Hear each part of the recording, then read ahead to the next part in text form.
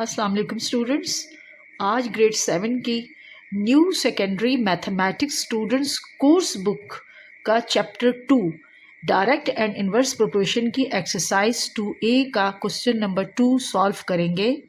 Student, question number 1 हम पहले solve कर चुके हैं। अगर आपने क्वेश्चन नंबर 1 नहीं देखा तो इसका लिंक इस वीडियो की डिस्क्रिप्शन में दे दिया गया है, आप वहाँ से जाकर देख सकते हैं। स्टूडेंट, आइए 2A का क्वेश्चन नंबर 2 सॉल्व करने से पहले इसको पढ़ते हैं और समझते हैं कि इसकी स्टेटमेंट क्या कह रही है। In a book store 60 identical books occupy a length of 1.5 meter on a shelf। यानी क्वेश्चन में हमें 2 पार्ट दिए गए हैं, उसमें कहा जा रहा है कि कोई 60 बुक्स है एक जैसी, जो कि उसको रखा गया है एक बुक शेल्फ जिसकी लंबाई है 1.5 मीटर।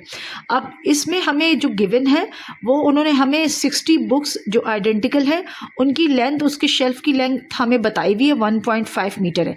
तो इसमें पार्ट 1 में हमें क्या फाइंड करना है, the length occupied by 50 such books on a shelf।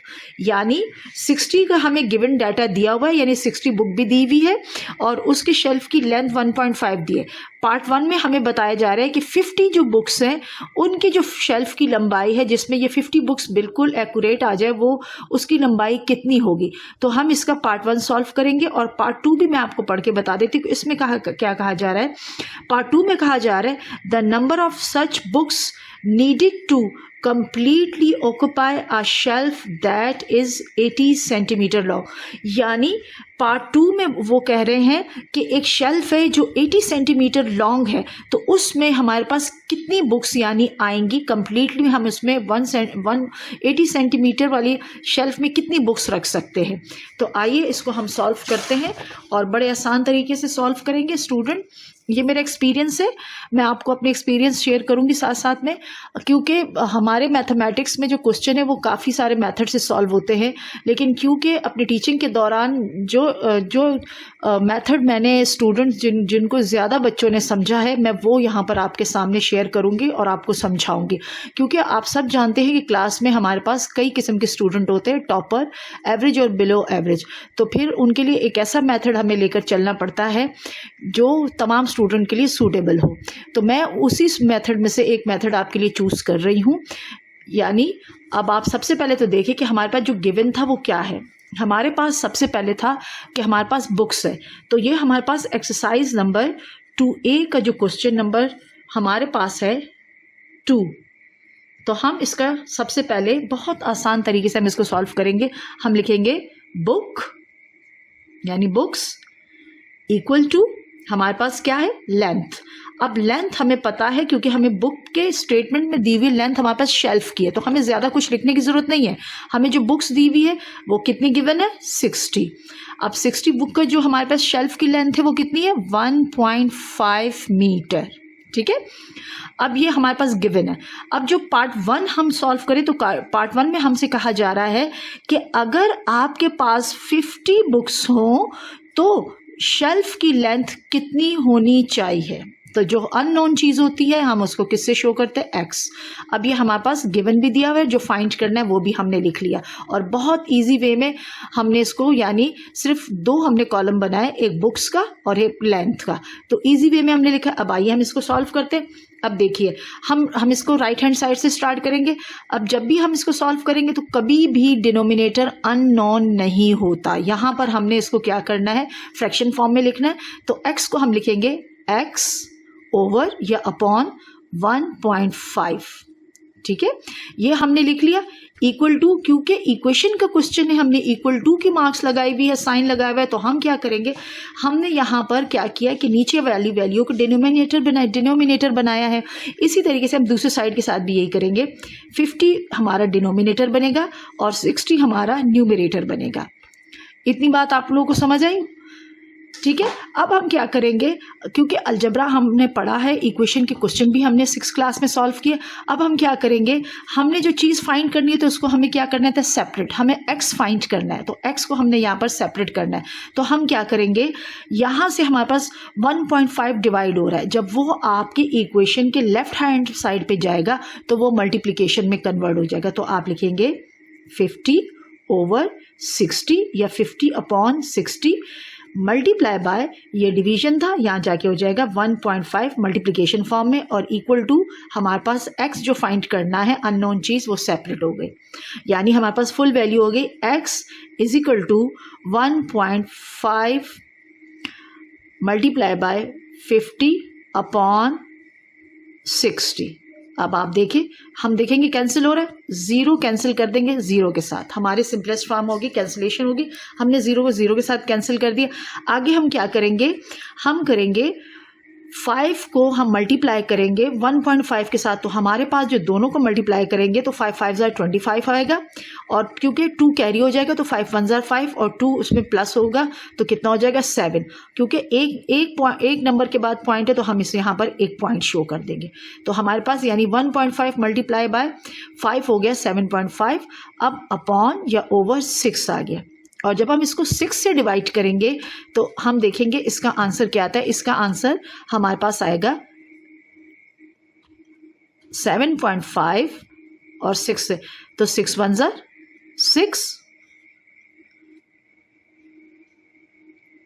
Point हम ऊपर शिफ्ट कर देंगे। या आप लोगों ने छोटी क्लास में 4 5 में ये चीज़ें आपने सीखी होंगी कि अगर बीच में पॉइंट होता है और हमारे पास कोई वैल्यू हमारे पास यानी रिमेनिंग होती है, हमने माइनस की तो हमारे पास 1 आता है, तो अगर वो अगली वैल्यू हमारे पास है उसको हमने नीचे शिफ्ट करना है, बीच में पॉइंट हो तो पॉइंट को हमें ऊपर शिफ्ट करना होगा। पॉइंट ऊपर चला गया, अभी हमें परमिशन है हम नीचे, अब हमारे पास आ गया 15, तो हमारे पास हो जाएगा 15, तो हमारे पास हो जाए 6 2 ज़ा 12, ठीक है।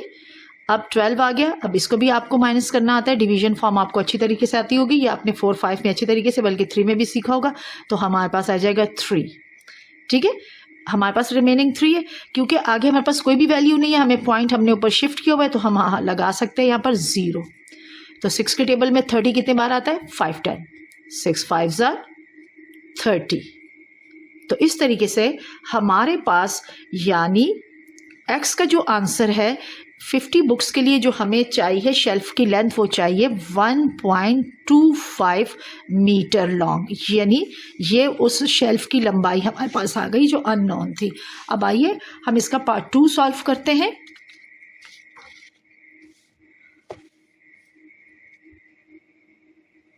पार्ट 2 में जो हमारे पास कहा गया था वो हमारे पास नंबर ऑफ बुक्स यानी अननोन है, और हमारे पास जो है लेंथ दी हुई है बट वो सेंटीमीटर में है। तो हम दोबारा इसके लिए लिखेंगे, अगेन वैसे ही कॉलम बनाएंगे, बुक्स इक्वल टू लेंथ। अब बुक्स हम जो हमारे पास गिवन डाटा वही हमने पहले वाले जिस तरीके से हमने लिखा था फर्स्ट पार्ट में वही 60 इक्वल टू 1.5 मीटर, बट अब सेकंड पार्ट में लिखा है the number of such books. अब हमारे पास उसके लिए है, अब हमारे पास बुक नहीं है बल्कि उसमें है 80 सेंटीमीटर यानी लॉन्ग है शेल्फ, और बुक्स हमारे पास अननोन है यानी x, ठीक है। अब सबसे पहले ये तो आपने लिख लिया, लेकिन यहाँ पर आप देखें मीटर और सेंटीमीटर की यूनिट, या तो दोनों चीज़ें मीटर होनी चाहिए या दोनों चीज़ें आपके पास सेंटीमीटर होनी चाहिए, क्योंकि आपको पता है हमारे पास ये दोनों लेंथ के यूनिट्स है, लेकिन एक छोटा है और एक बड़ा है। और आप ये भी जानते हो कि 1 मीटर में 100, हमारे पास 1 metre is equal to 100 centimetre के इक्वल होता है। तो हमें क्या करना है, या तो हम 80 को मीटर बना ले या फिर हम 1.5 मीटर को सेंटीमीटर बना ले। तो हम क्या करते हैं, क्योंकि हमारी पहली वैल्यू पॉइंट में है तो हम 80 को भी मीटर बनाएंगे तो वो भी पॉइंट में कन्वर्ट हो जाएगा। तो हम इस तरफ इसको दोबारा सॉल्व करते हैं। हम क्या करेंगे, 80 को डिवाइड कर देंगे 100 के साथ, और इसको सिंपल फॉर्म है जो आप कर सकते हैं। इसको आप इसको डिवाइड करने के बजाय आप डेसिमल को लेफ्ट हैंड साइड पे शिफ्ट कर दे, यहाँ पर आपका 2 डिजिट आगे चला जाए तो आपका हो जाएगा 0.80 0.80, ये सिर्फ 0.8 बन जाएगा और ये अब आपका कन्वर्ट हो जाएगा मीटर के अंदर। तो आपके पास नई वैल्यू ये वाली आ गई, ठीक है। यानी तो अब हम क्या करेंगे, क्योंकि यहाँ पर हमारे पास अननोन चीज़ ऊपर जाएगी, न्यूमरेटर बनेगा, डिनोमिनेटर 60, सेम इसके साथ भी यही होगा। इक्वेशन का क्वेश्चन है। अब हमारे पास पहले जो था 80 सेंटीमीटर था, अब वो बन गया 0.8 मीटर। तो हम 0.8 मीटर ऊपर लिखेंगे यानी न्यूमरेटर, और 1.5 इसका डिनोमिनेटर है, ठीक है। अब वही अननोन चीज़ को हमने सेपरेट करना है जो हमें मालूम ना हो, और हम क्या करेंगे, 60 यहाँ मल्टीप्लायर है, वहाँ जाके यहाँ डिवाइड हो रहा है, वहाँ जाके मल्टीप्लाई हो जाएगा ये।